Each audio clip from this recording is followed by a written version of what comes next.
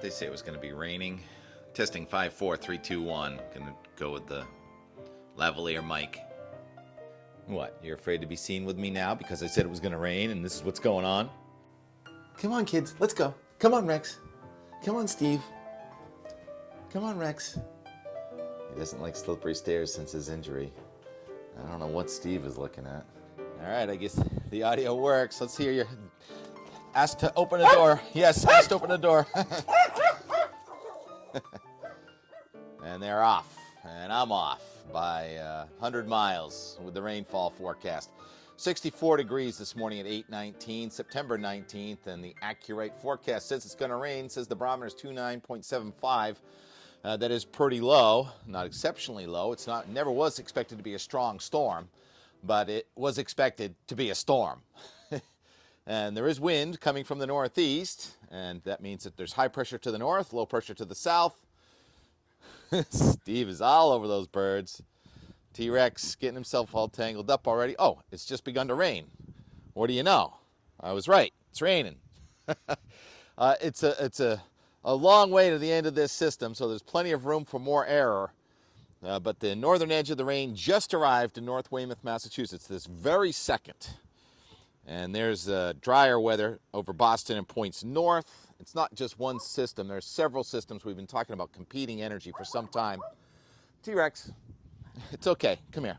Let's get T-Rex around all these obstacles. That's what weather is like, getting around all these obstacles. You get a strong, dry, high-pressure system that started off as a record cold high here 2 weeks ago and has been sitting around and has now evolved into a record warm high pressure. Yesterday in Caribou, Maine, it was in the 80s. Record high temperatures are being set now in Newfoundland, and so it's not exactly warm air running into cold, it's warm air running into warm, but the thing is it's dry high pressure, and that's why we're having a tough time getting the rain to advance, and also the track of the storm not quite as predicted. So this morning the map shows a benchmark low pressure. It's about 1,006, 1,007. Benchmark is where those two lines cross there. That's 70 degrees west in longitude, 40 degrees north in latitude. And that's usually our benchmark for our strongest storms. But often you have a lot more upper level support and steering currents that are more predictable than the lackadaisical steering current we have now. There's actually more wind down here on the ground than there is up in the sky. And a high pressure system over northern New England. Then there's another low to the north of that. And so that's competing energy centers. And if you look at the satellite imagery, sure enough, look at that cloud over the water just clipping Cape Cod and points south. That's real tall, towering cumulus, heavy rain and thunderstorms south of us. And those are moving just barely to the north. Then we're going to have these bands developing to the northwest also. And then you have the arcing cloud all the way up into southern Canada. And that's sort of the edge of the ocean storm and also part of the colder front that's going to come in to northern New England today and tomorrow. And that in itself may generate some showers too. So lots of things to watch here, and it's like a sporting event. We can just call the play-by-play. We do not really know how this is going to play out. 24 hours ago and 48 hours ago, the guidance was printing out half a foot of rain somewhere between Connecticut and Cape Cod. And 3, 4, 5 days ago, there was barely any rain. So the 3, 4, 5 day ago forecast seems to be working out better than the 1, 2 day ago forecast.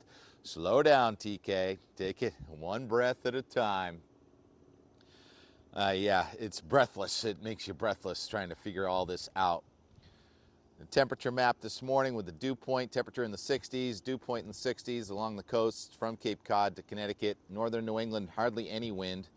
Nantucket, the anemometer is broken on Nantucket. It's not calm on Nantucket. Nantucket's picked up 1/10 of an inch of rain, and the buoy in Nantucket Sound says the wind is from 30 degrees at about 18 miles an hour. So this is day one of what now looks like it could be 10 days in a row of air coming from the northeast, from Boston to Cape Cod and the islands, almost all the way out to Bermuda, really. It's going to be a vast stalled storm system, and we're going to have to just take it one day at a time or every 6-hour period, really, watching the radars on how this is going to evolve. Take a breath, look around. You can see the visibility's come down now, looking over towards the Great Blue Hill. And so drier air coming into northern New England is playing a role in why this is not working out so far. And if you look at the Boston 5-day meteogram from weather.us, the red line is the temperature, the blue line is the dew point. For the last 2 days until this morning, those were pegged together from today right into Saturday before breaking up apart on Sunday. Now they're further apart, temperature in the 60s, dew point falling into the 50s, so that's that drier air that's trying to infiltrate here. Now, in some cases, that's helpful. If it's cooler, drier air, that means that the atmosphere can't hold as much water vapor without precipitating it out. But where those lines are going to be, where the precipitation lines are going to be, are still real challenging. And you see the wind from the northeast there until further notice. So this is a multi-day nor'easter, but you'll only call it a nor'easter really if you're along the coast from Massachusetts and points south. And while I'm thinking of that, show the Situate tide gauge forecast. Minor flooding expected just afternoon this afternoon. Then it peaks kind of, it's about 5 tide cycles we're looking at. High tide again midnight tonight, tomorrow. And there may be tides approaching moderate flood stage in parts of, it'll be marsh flooding high tide, and with the wind from 20 to 25 miles an hour, there'll be coastal erosion also. And that's primarily from Cape Ann to Cape Cod and points south. East side of Nantucket and the National Seashore is going to take the worst beating with this storm.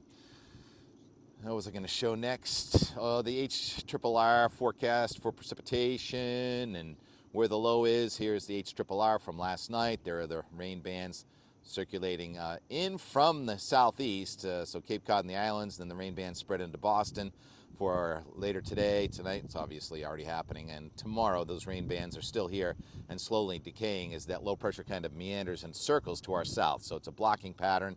That's a stalled low pressure system that's going to be kind of fickle, and you never know where the heavier rain bands are going to end up. But if we turn the QPF on, quantitative precipitation forecast, how much rain is it forecasting now? We're all yesterday morning and the day before it had a half a foot somewhere within 50 miles of the Cape Cod Canal. Now it's half that, and it's farther away, and it doesn't even reach into Connecticut or Rhode Island or Massachusetts or southern Vermont like it did yesterday with the Euro. Again, but this is the HRRR. And then if you stop it there, well, it only goes out 48 hours, so the system will still be going, but cursor over the waters just to the east of Nantucket shows 3 1/4 inches of rain now in the forecast for just east of Nantucket. So Nantucket probably taking the most rain and the most wind from this system. I know we say that in the wintertime a lot, and it ends up being much further to the north, like Blue Hill or points north with that lean cold rule. But I think lean dry is going to overrule the lean cold rule, if you know what I mean. It's just going to be more dry than the cold sometimes is helpful because it's more dense, and the warmer, more humid air goes over the top, and that's called overrunning. And it doesn't look like that's setting up as much as just we're going to have these rain bands around this system. Remember a week ago, whatever, 10 days ago, when we started looking at this thing near North Carolina and saying, well, if this is a tropical cyclone, we know slow-moving tropical cyclones do not reach into southern New England. So that's kind of a part of that rule kicking in, with the center of the low pressure system trying to follow the Gulf Stream out there over the warmer waters, and that's what looks like is going on. And then if we take the wind field, now go back to the Euro and show the wind field for the next 10 days, there is the wind sort of just isolated near the south coast today, and then kind of expanding as we get new high pressure system coming into southeastern Canada and Maine. Now the wind field is expanding, so this hasn't changed as much. It's still a northeast wind here, getting stronger Friday into Saturday into Sunday and Monday before the low kind of meanders out to sea. But note the wind is still from the northeast. Now we're talking next Tuesday into Wednesday, and the low kind of wobbles back in our direction again. Now this is next Wednesday. We're talking about a 7, 8 day, 9 day, still going, and then day 10. What is that? Saturday, September 28th, still wind from the northeast. So we do not know when wind is going to be coming from any other direction than east and northeast here in eastern Massachusetts and points south. If this were winter, would be really delighted, because if this was winter, we would be thinking it's snow and this kind of a pattern. However, if this were winter, we would have been forecasting half a foot or a foot of snow for, say, places like Providence and Worcester, and we would be getting nothing. So in a case like this, we're saying we're glad it's not snow, because we would have got the forecast so much worse. And when you forecast snow and you don't get it, people get a lot more angry than when you forecast rain and you don't get it. So the ground is too dry and we do need the rain, and I'm afraid it's pretty much not happening west of the Connecticut River until next week. Oh yeah, Tim, there's more to the forecast. Keep going. Show the national map and show how it moves from coast to coast here. And let's look at the tropics in a second. All right, here we go. There's our low meandering to our south, that other slow-moving storm moving north of the Great Lakes. New low that's been producing severe weather. Well, actually, the old low was producing the severe weather. A new low forming on our front, stalled well off to our west, and that's going to drive up into the Great Lakes. There's our low going out to sea with high pressure coming back in for mostly dry and most of New England now, even part of the weekend into early next week. And then that front does come into New England next, so say Wednesday night and Thursday. This is kind of how it looked a couple days ago.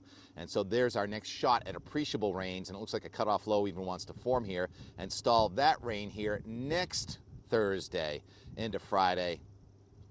And that could be appreciable rains. I mean, some of the guidance is printing out 3 to 5 inches with that one now because it's so slow moving, but I'm running out of time here. It's past 10 minutes, and I just want to go south to the Caribbean. Well, not quite to the Caribbean, to the southern Gulf of Mexico, where all the guidances indicate that we will have Hurricane Helene in the southern Gulf of Mexico within 10 days. This is the Euro model. It is much less bullish with a hurricane. It shows it pretty far south, almost off the map, whereas the GFS, I know, has it slamming into something like Louisiana. But we trust the Euro more than we trust the GFS with these forecasts.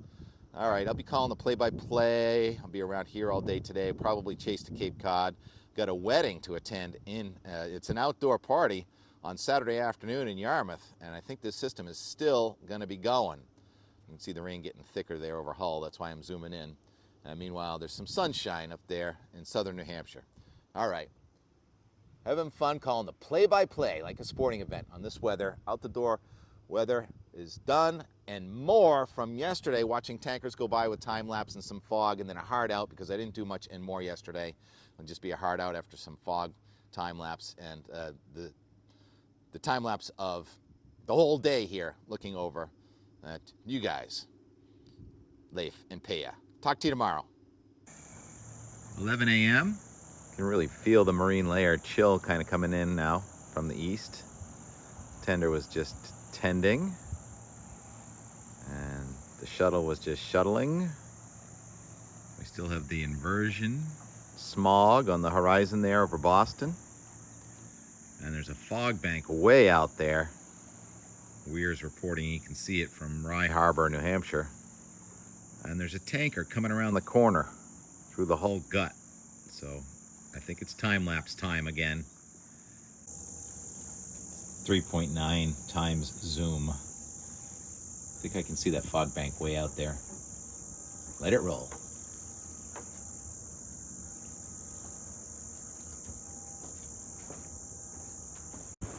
Wow, that took a half hour to get here. Seems a little slow today. Get it going by the flag.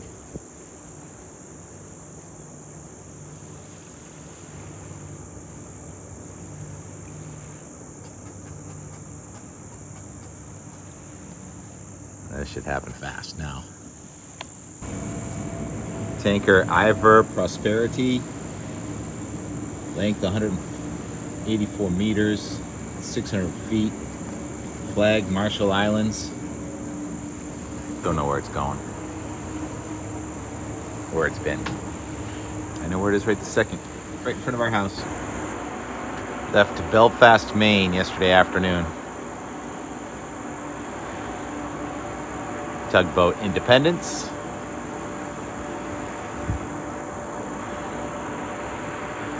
Right into the mouth of the Crow.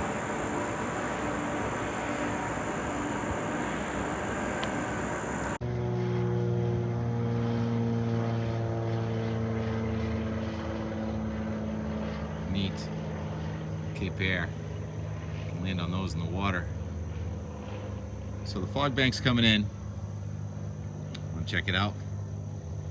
There it is, coming into Winthrop, between us and Winthrop, around Peddocks Island, up toward the Hull gut. Let's make another time lapse. Where should I focus? What would be the most fun? I think probably right in there. Is that Pettix Island? I know I should know the islands.